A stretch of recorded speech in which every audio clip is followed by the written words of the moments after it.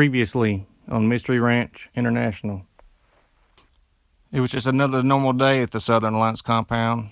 We were providing overwatch for MJ1's convoy coming back from a successful snatch and grab of high-level Antifa leaders. I was expecting at any moment the convoy to reach a safe zone and the code phrase, "Daddy is coming in the kitchen," but instead received word that the column was being hit. I immediately tried to get MJ1 on the Prairie Fire Emergency Channel, but instead was greeted with a CV-61 Scorpion machine gun performing a mag dump. That's when I knew that MJ1 was gone.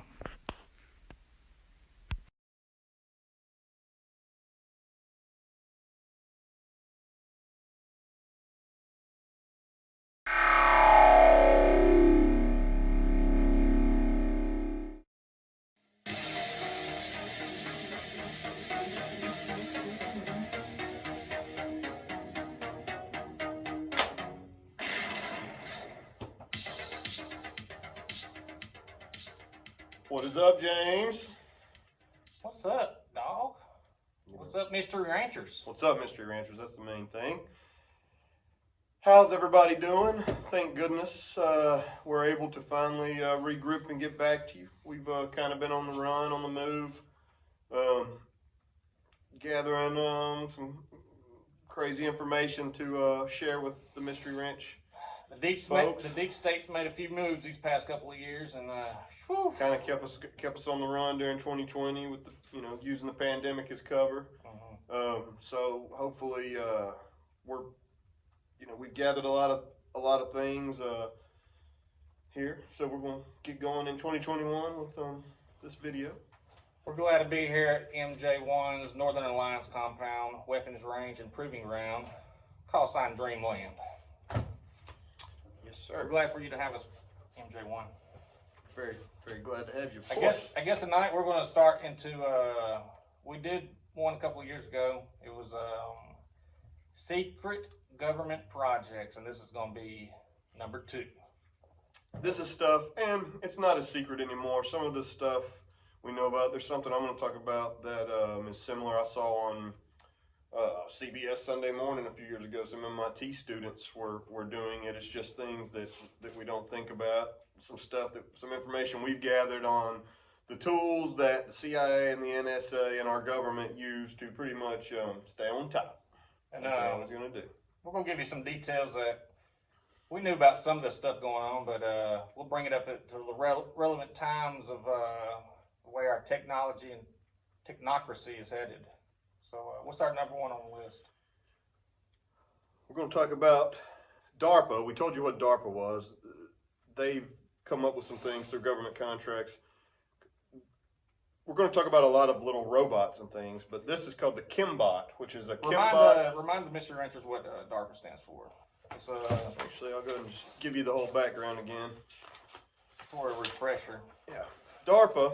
is Defense Advanced Research Projects Agency. It was established in 1958 in response to the Soviet launch of Sputnik. D.A.R.P.A. reports directly to the Secretary of Defense, however, it operates independently of the rest of the military research and development. They have an unlimited black budget, and they aren't accountable to anyone. That about says it right there. Yeah. I was reading some stuff about the history of the CIA earlier, and they were the congressmen and things liked it. They liked getting information. Then they started saying, "We like the CIA. We personally don't even want to know how you're getting this information that we need as a government. So you do your thing, and we're gonna go over here and not be seen to have our hands dirty." So anyway, we'll see. Google, the CIA, they've all got their hands in with D.A.R.P.A. and things. But let's hit number 1. Okay. It's pretty cool to me. A lot of this stuff is science fiction we watched in the 80s and things, and even before. A lot of books from the 50s and 60s, the stuff they described and talked about, we're doing today. So we're going to talk about the Chembot Squishy Squishbot. So, you can kind of see it here. It goes from here to here. I'll do this one. I'll start it off. Chembots are soft, flexible robots that are able to alter their shape to squeeze through small openings and then regain their full size. That's what she said. In the picture that our intelligence agents gathered, if you picture like a big fat, like caterpillar, green squishy worm, or like almost like the worms you get off of your tomato plants. They're evil anyway, so. I mean, they are. But if you think about how malleable they are, and you think about them slinking around underneath the doorway, they're fatter, but they could put, I mean, a cat and small animals can almost do this, and other insects. That's how they get in small areas. They could flatten out, move the bigger part to the back, and then when that's all that's left, they slink the bigger part back to the front and come through a small opening. But anyway. These are chemical robots, soft, flexible, mobile objects that can identify and maneuver through openings smaller than their static structural dimensions and reconstitute itself. And after the Chembots represent the convergence of soft materials chemistry and robotics to create a fundamentally new class of soft mesoscale robots that can perform the following key unit operations in sequence. They can travel a distance. They can traverse an arbitrary shaped opening much smaller than the largest characteristics dimension of the Chembot. They reconstitute their size, shape, and functionality after traversing the open, and they can travel a distance again after getting through their opening, and then perform a function using the embedded payload. That would tell me they could blow you up though, one too, or whatever. That's very interesting. That goes into a lot of this stuff you hear. We get a lot of predictive programming through TV and movies and Hollywood in general, but they bring up a lot of like dark matter stuff here recently in the past couple of years. That just automatically makes me think of something like that, some kind of demonic materials, Yeah, it's pretty neat. It is interesting. The second tool at the man's disposal we're going to tell you about. Really, some of this is related. They're just different projects that they'll put all together and use. Gotta keep that government money flowing, baby. Oh yeah. This one's called the Cyborg Insect Comm System, of course by D.A.R.P.A. D.A.R.P.A.'s high MEMS cyborg insects are now being designed to communicate with each other by modulating their usual calls.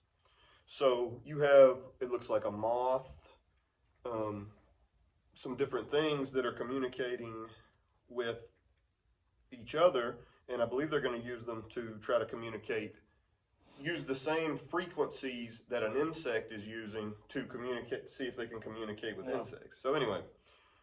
It actually morphs, it looks like. Yeah, it does. It morphs from the larva stage through a cocoon all the way to the flying stage, which is insane. This is following close on the success of researchers in actual growing electronic control circuits in living insects. D.A.R.P.A. is now looking for additional functionality. Insects will be equipped with embedded MEMS transceivers that pick up modulated calling sounds from nearby insects. Once this information in a call is extracted by the transceiver, the information code is applied to an electromechanical device on board the insect that modulates the insect calls, thereby retransmitting the information to the other insect and so on.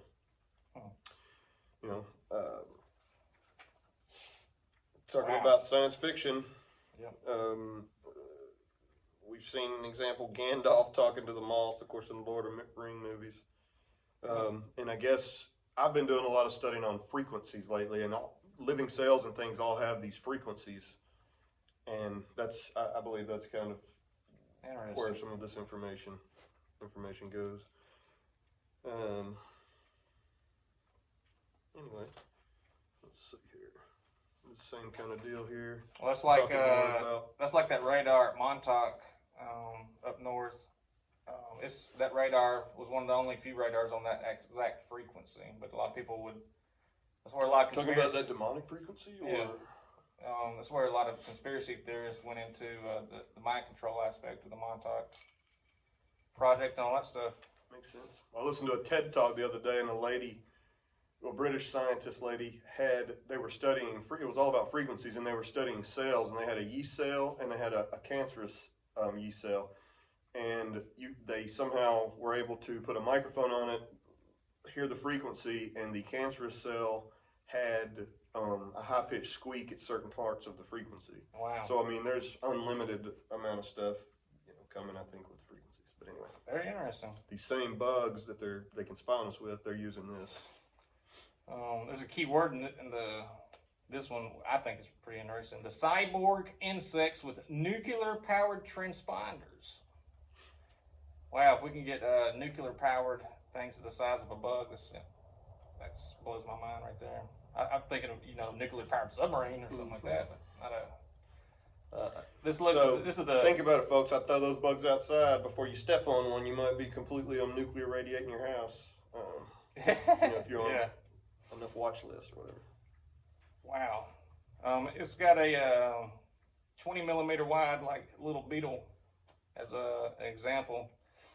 So here's D.A.R.P.A's Cyborg HIMEMS insects are now equipped with a transponder that uses radioactive fuel source.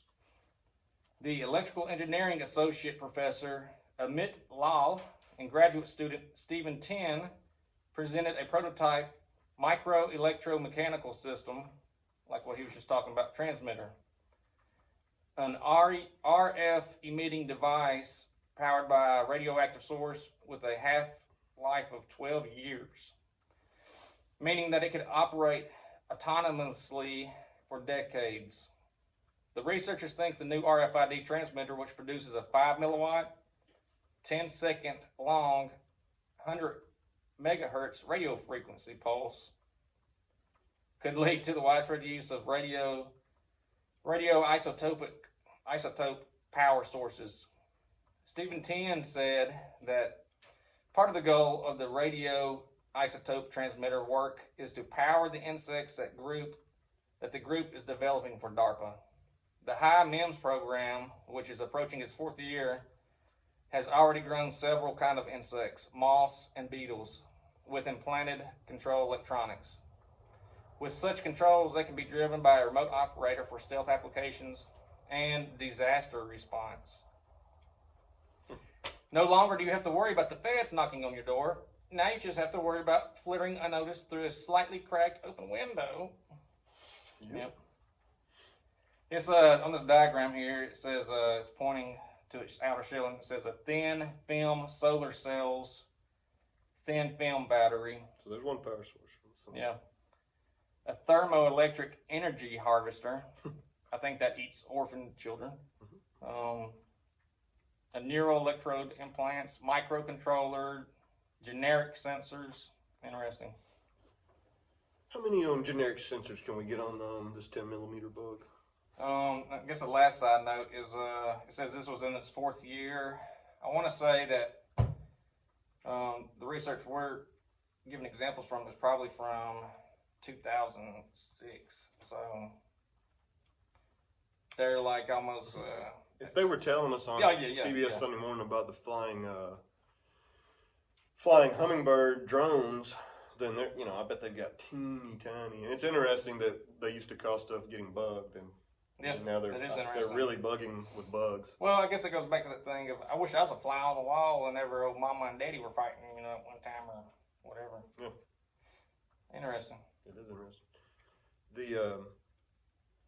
Talking about that drone thing, I read a deal the other day. They were studying monarch butterflies by using a drone hummingbird, which isn't a threat to the butterflies, so the butterflies acted normally, and they just studied the butterflies, the big groups of them, with the hummingbirds. But the monarch butterflies thought they were just hummingbirds.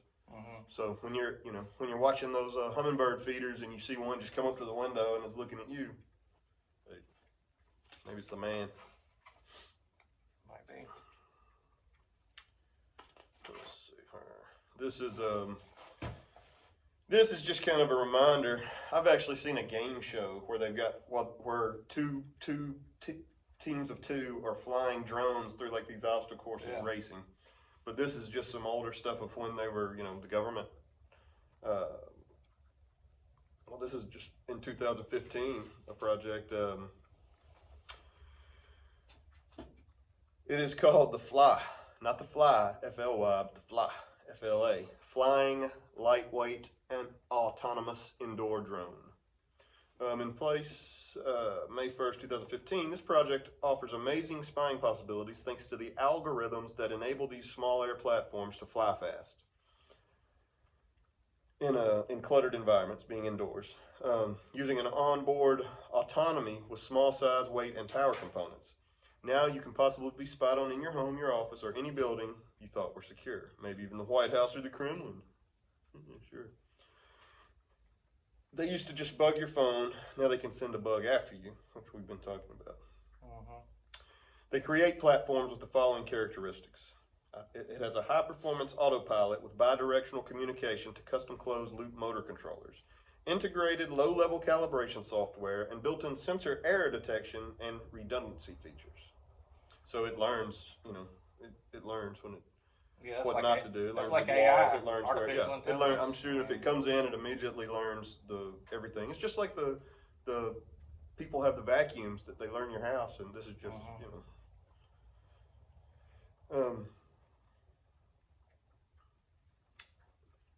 It has a modular design enabling rapid replacement of components after a crash. This modular design enables the FLA performer teams to easily add their own processor, sensors, and other equipment to the platform. We need a black team to go in. Beyonce just swatted down our FLA. Retrieve it.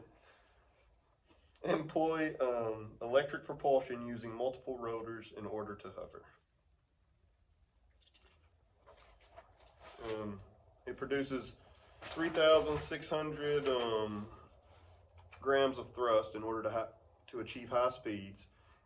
It exhibits a thrust to weight ratio above 3 to 1 with a 300-gram battery in order to achieve high maneuverability agility.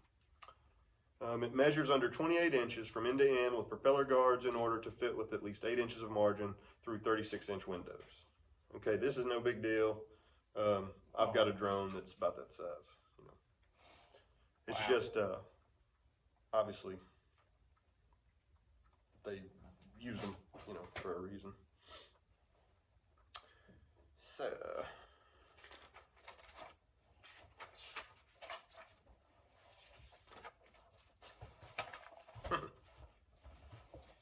I like this. This is the Icarus, I-C-A-R-U-S. Icarus. Icarus project. One of the results of the V.A.R.P.A, V-A-P-R. Another acronym. We've talked about how sweet. Yeah. They got a whole team. Government, if there's like an acronym team that you have that you just call in, be like, here's the weird stuff we're trying to do, come up with an acronym. We would, we'll post our they got whole government contract number because I would like to be part of that thing too. Think tank team. So that's a polymer that can be triggered or to disintegrate. There's always a danger on the battlefield of one side's equipment falling into the hands of the other, at least until D.A.R.P.A's, what do you say? Icarus project succeeds in making equipment that vanishes into thin air when no longer needed. Short for, believe it or not, inbound controlled, air releasable, unrecoverable systems. Icarus grew out of the military research agency's Vanishing Programmable Resources, V.A.R.P.A, V-A.P.R program, which succeeded in making electronic components that can destroy themselves on a molecular level. With the progress made in V.A.R.P.A, it became plausible to imagine building larger, more robust structures using these materials for an even wider array of applications. In other words, the nerds are going to kill us, people, if we let them.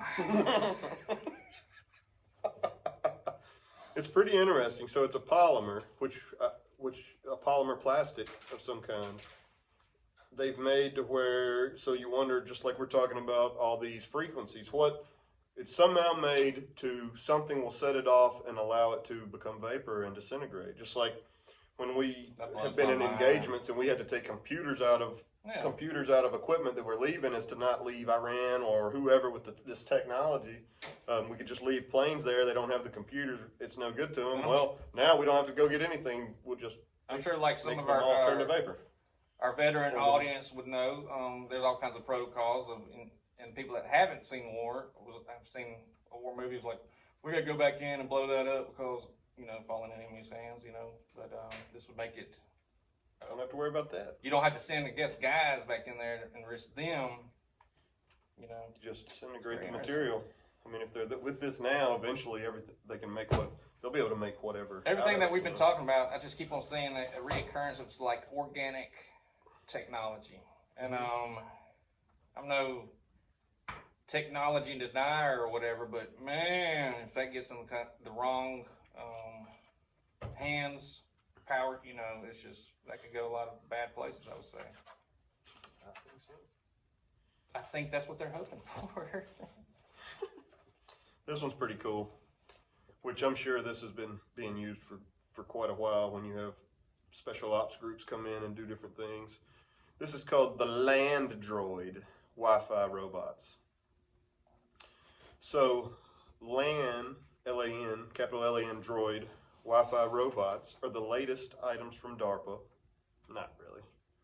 Latest like a while ago, but they are using them.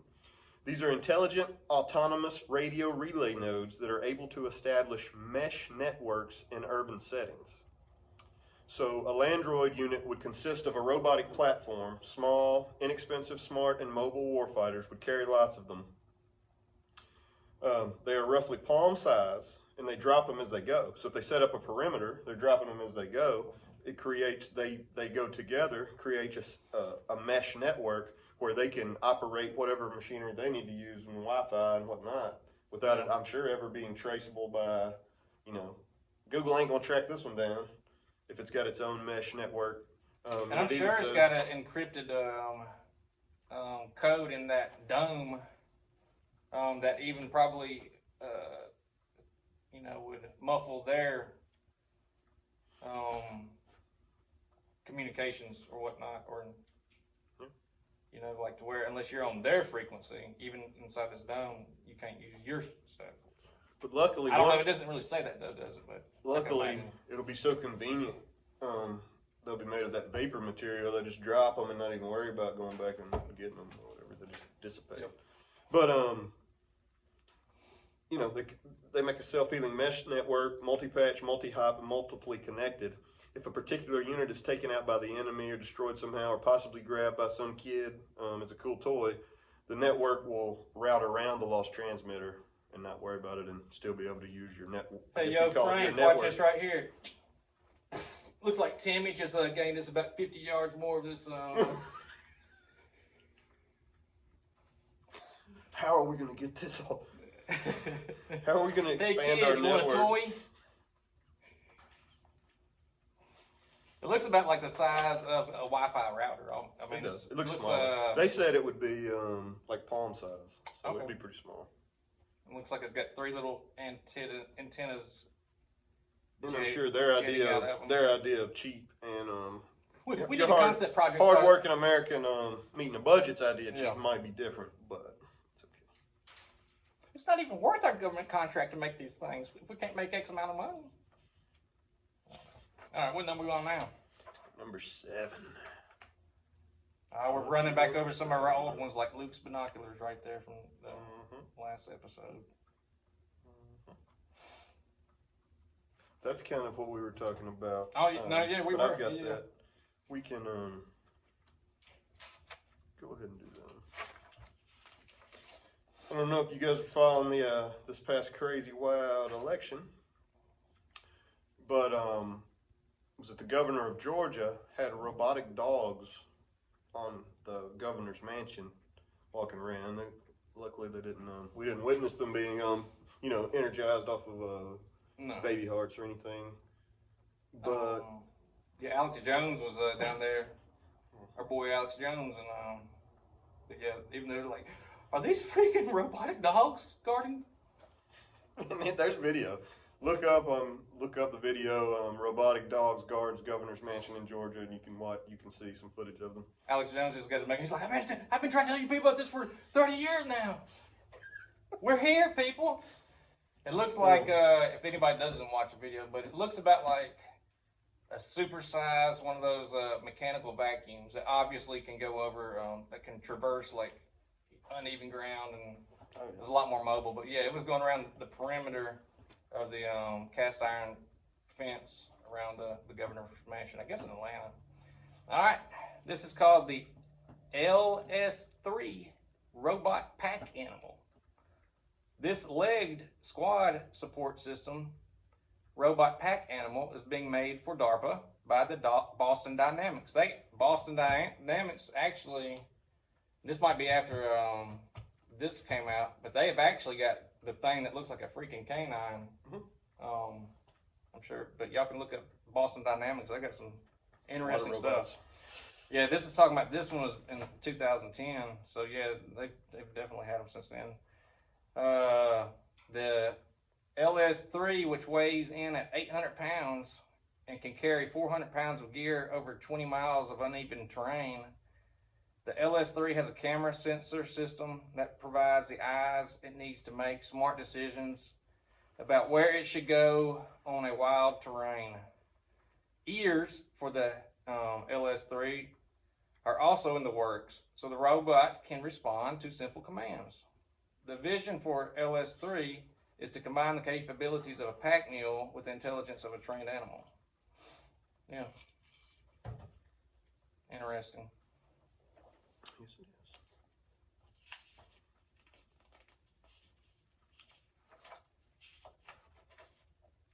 So this is kind of back to those hummingbird drones.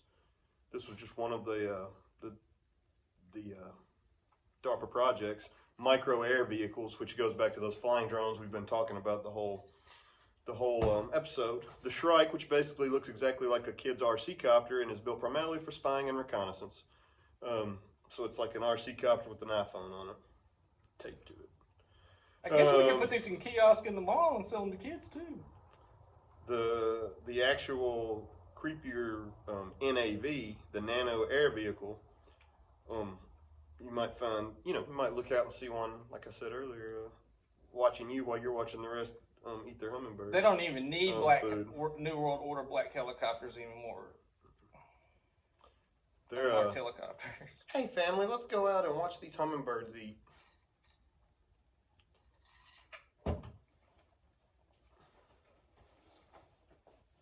They're I've seen detailed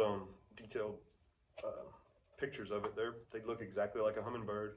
If butterflies and the rest of I got a little something for that hummingbird right there. In fact, they can fly, these birds and things, not just the hummingbirds, but all of them, they fly and migrate with actual birds, and the other birds treat them as part of birds.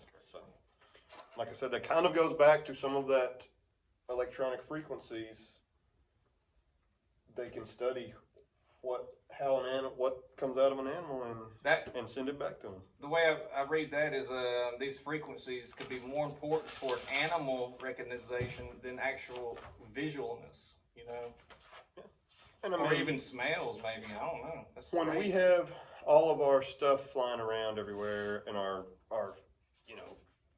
planes for the jets, whatever these flying vehicles are now, I'm pretty sure if you watch the way birds can fly and maneuver and hover, and a lot of this could be used to make our equipment fly like Mother Nature, to make it more efficient. If that makes sense. Yeah, it does.